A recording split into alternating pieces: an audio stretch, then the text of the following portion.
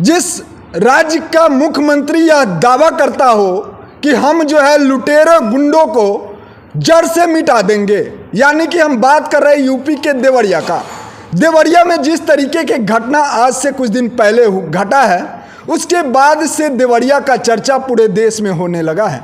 ऐसे में अभी हमारे साथ सुप्रीम कोर्ट के वरिष्ठ वकील डॉक्टर AP सिंह सर हैं। एक वरिष्ठ वकील होने के नाते जिस तरीके से देवरिया में 5 लोगों को एक साथ जो है निर्मम तरीके से हत्या किया जाता है, क्या सोचते हैं? स्वागत है सर। नमस्कार। लेकिन जो भी देवरिया में हुआ दुखद है, हृदय विदारक है। 5 व्यक्तियों की, ब्राह्मण परिवार के लोगों की हत्या हुई और इसके लिए ना तो योगी जी का दोष है, न सरकार का, न लॉ एंड ऑर्डर। इसका दोष है जातिगत जनगणना की शुरुआत करने वाले लोगों का, जिन्होंने जातिगत देश को, प्रदेश को बांटने का काम शुरू किया। अच्छा। जातिगत भावना भड़काने का काम शुरू किया। समाज ऐसा था, एक गांव में वो एक ही परिवार था, ब्राह्मण। अच्छा। और पूरा गांव ब्राह्मणों का सम्मान करता है, सदैव सदैव से करता चला आया है। वो भी सम्मान करते थे, लेकिन ऐसा भाव बनाया गया, ऐसा माहौल बनाया गया, ऐसा विवाद बनाया गया, ऐसा इशू बनाया गया, ऐसी राजनीति की गई, ऐसा प्रॉपर्टी विवाद आया, पैसों की बात, जिससे कि सर क्या लग सरकार रहा है? काम कर रही है। उत्तर प्रदेश के यशस्वी मुख्यमंत्री महाराज जी पूरा वॉच कर रहे हैं, लॉ एंड ऑर्डर मेंटेन कर रहे हैं। 77 लोगों के खिलाफ FIR हुई, FIR में जांच हुई, 26-27 लोग गिरफ्तार हो चुके हैं। सब कुछ हो रहा है, बुलडोजर भी पहुंच गया है वहां। क्या बात आप करते हो सर? आखिरकार जब वो घटना घट गया उसके बाद से, अरे तो घट के बाद ही तो पता चलेगा, वो आगे पता कैसे चले कहाँ क्या होने वाला है। ये राजनीतिक दुष्परिणाम जातिगत फैलाई किसने? अच्छा। जातिगत जनगणना की बात करने वाले लोग जिम्मेदार हैं, नहीं ब्राह्मण परिवार। कभी ऐसा नहीं था, अकेला ब्राह्मण परिवार ने, उस परिवार में ने शादियां भी कराई हो लोगों के, मुंडन भी कराए होंगे। अच्छा। 10वां 13वां भी कराए होंगे, डस्टॉन भी कराए होंगे और सब कुछ कराए होंगे। सत्यनारायण की कथा भी कराई होगी, वेद व्यास भी पढ़ाया होगा, कहानियाँ भी पढ़ाई होंगी और सब कुछ, कथा पूजन, महाभारत, सब कुछ हुए होंगे, हर समय होते हैं गांव में, और कराए होंगे उसी ब्राह्मण परिवार ने। लेकिन वो ब्राह्मण परिवार के खिलाफ पूरा गांव क्यों हो गया? इसके पीछे हमारी साजिश है, जो राजनीतिक साजिश है। जातिगत जनगणना की, जातियों को आपस में लड़ाओ, ब्राह्मण को यादव से लड़ाओ, राजपूत को इससे लड़ाओ, इसको उससे लड़ाओ, इसको उससे लड़ाओ, ऐसे भाव पैदा करना। आज के नेता कुछ ऐसा भाव पैदा कर रहे हैं, लड़ा रहे हैं। और उत्तर प्रदेश के माननीय यशस्वी मुख्यमंत्री महाराज जी लगातार संघर्षरत हैं, लगातार काम कर रहे हैं और लॉ एंड ऑर्डर व्यवस्था बनेगी। इतना संघर्ष करते हैं कि अपराधी भी जो है खत्म हुए ना दंगे हुए क्या? मुझे बताओ, आप ID लेकर के 6 साल में कभी गए हो क्या उत्तर प्रदेश में? अच्छा। 6 साल के में कोई दंगा हुआ क्या? कोई हिंदू मुस्लिम मारा गया क्या? नहीं हुआ। पहले हर महीने दंगे होते थे, हर महीने हिंदू मुस्लिम मारे जाते थे, राजनीतिक रोटियां सेकी जाती थी, दुकानें लूटी जाती थी, घर लूटे जाते थे, बहन बेटी की इज्जत लूटी जाती थी। आज सब पे रोक लगी है ना। अच्छा। तो हुआ है ना नियंत्रण। देखिए, देखते जाइए, अभी अवसर दीजिए। अब लोग योगी जी को सब जगह क्यों कहते हैं बुलडोजर बाबा लाओ?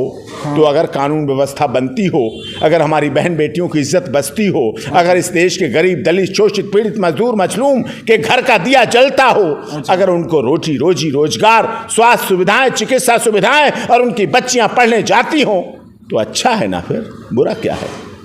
क्या लग रहा है, इसको कब तक न्याय मिल पाएगा? न्याय मिलेगा, जांच हो रही है, गिरफ्तारियां हुई हैं, स्पीड ट्रायल होगा, फास्ट ट्रैक कोर्ट चलेगी, सब कुछ होगा जो हो सकता है। लेकिन जातिगत हिंसा से लोगों को बचना चाहिए, लोगों को सहनशीलता लानी चाहिए, लोगों को आपस में प्यार बढ़ाना चाहिए। गांव की सभ्यता वो थी कि छप्पर उठता था गांव का तो 50 लोग की जगह पे 60 लोग पहुंच जाते थे।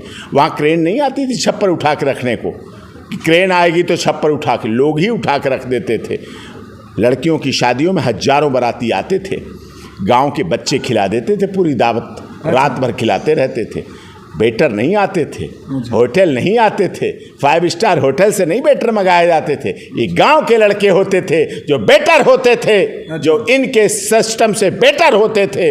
बेटर नहीं होते थे लेकिन बेटर होते थे इनके सिस्टम से। और वो गांव के लोग अपनी बहन बेटी मानकर पूरे रिश्तेदारों की दावत करके उन्हें खिला पिला के विदा कर देते थे। ये हमारे गाँव की सभ्यता है, ये हमारे गाँव की संस्कृति है। कोई एक बीमार होता उसके लिए सब लहड़ू बैलगाड़ी पे पहुँचा के आते। दवा कराते, इलाज कराते। किसी की बहन बेटी को दुख होता, सारे गांव की मिलके साझी बहन बेटी होती। ये महानगर की राजनीति नहीं है, ये महानगर का परिवार नहीं है, ये महानगर के रीति रिवाज पद्धति नहीं है। आज भी हमारा गांव का जीवन, आज भी हमारे गांव के लोगों की आवाज़, आज भी हमारे गांव की संस्कृति, आज भी हमारे गांव की रीति रिवाज पद्धति बहुत महान है। उसकी नकल करते थे।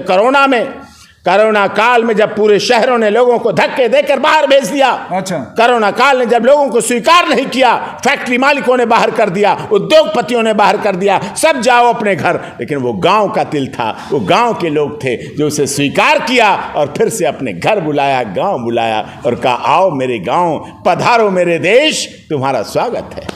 सर क्या लग रहा है जिस तरीके से अभी देवरिया में घटना घटा है, इस तरीके के मामला जो है देश के हर कोने में देखा जा रहा है, जमीनी विवाद, इसके लेकर के कोई विशेष कानून? हाईवे बने, देखिए भारत सरकार ने हाईवे बनाए, अच्छा, रोड बनाई, रोडों की वजह से ज़मीनों की कीमत बनी, अच्छा, कीमत जहां बंद पड़े थे रास्ते, मकान, जगह, अब वहां हाईवे बने तो कोई लोगों को पैसे बढ़ गए, लोगों की कीमत बढ़ गई तो आपसी डिस्प्यूट बढ़ गया, भाई भाई में लड़ाई शुरू हो गई, पैसे को लेके, कीमत को लेके, बंटवारे को लेके, अच्छा, खरीद फरोख्त को लेके बेईमान निकल आए, प्रॉपर्टी डीलर का काम बढ़ने लगा, लोग धोखेबाज निकल आए, दगाबाज निकल आए, दस्तखत अंगूठा कराने वाले निकल आए। देवरिया में भी यही हुआ, जो मानसिक रूप से अस्थिर था उसके अंगूठा लगवा दिए गए, अच्छा, और बेईमानी करने का प्रयास किया गया और यही हो रहा था और इसी की वजह से विवाद हुआ। सर ये मामला सिर्फ देवरिया का ही नहीं है, हाँ, बहुत इस तरीके के मामला जो है पूरे देश में चल रहा है, देश में फैल रहा है। इसके लेकर के कोई विशेष ठोस कानून नहीं, ठोस कानून बनाएगी सरकार, और ठोस कानून में अगर कोई अड़चन आएगी